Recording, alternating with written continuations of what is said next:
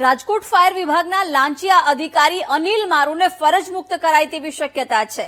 રાજકોટના incharge fire officer તરીકે નિમણૂકના 42 દિવસોમાં જ લાંચ કેસમાં ધરપકડ કરાઈ છે। 1.80 લાખની લાંચ લેવાના કેસમાં અનિલ મારુને રંગે હાથ ઝડપવામાં આવ્યા હતા। હાલ જેલમાં બંધ છે।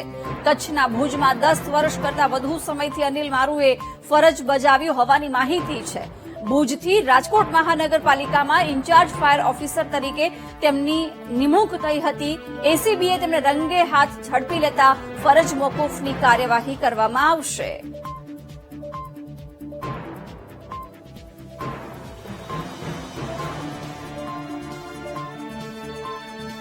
વિગતો સાથે સંવાદદાતા ભાવેશ જોડાઈ ગયા છે। ભાવેશ, રાજકોટના ઇન્ચાર્જ ફાયર ઓફિસર લાંચ લેતા રંગે હાથ ઝડપાયા છે, શું અપડેટ?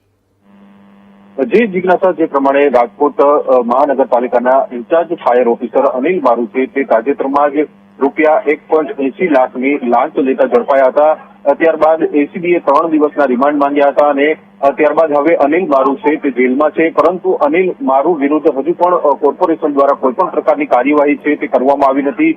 જ્યારે ટૂંક સમયમાં જ હવે અનિલ મારુને ગમે તે સમયે ફરજ મોકૂફ છે તે કરવામાં આવશે। એસીબી તેમજ કોર્પોરેશનના પત્રની દ્વારા રાહ જોવામાં આવી રહી છે અને ત્યારબાદ છે તે આ કાર્યવાહી કરવામાં આવશે।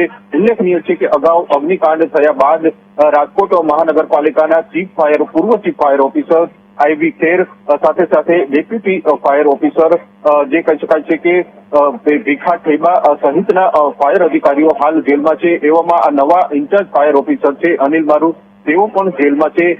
તેમના દ્વારા રૂપિયા 3 લાખની લાંચની માંગણી કરવામાં આવી હતી, જ્યારે 1,20,000ની લાંચ તેઓએ અગાઉ લીધી હતી। લાંચનો બીજો હપ્તો છે તે 1.80 લાખ તેઓ લેતા હતા અને તેમની ઓફિસમાં જ તેઓ રંગે હાથે ઝડપાયા હતા। ત્યારબાદ હવે એસીબી દ્વારા આ કાર્યવાહી છે તે કરવામાં આવી હતી, પરંતુ કોર્પોરેશને હજુ સુધી આ મામલે કોઈ કાર્યવાહી કરી નથી, એટલે કે ટૂંક જ સમયમાં અનિલ મારુ છે તેમને ફરજ મોકૂફ કરવામાં આવશે। જી જી બિલકુલ ભાવેશ, આભાર જાણકારી આપવા બદલ।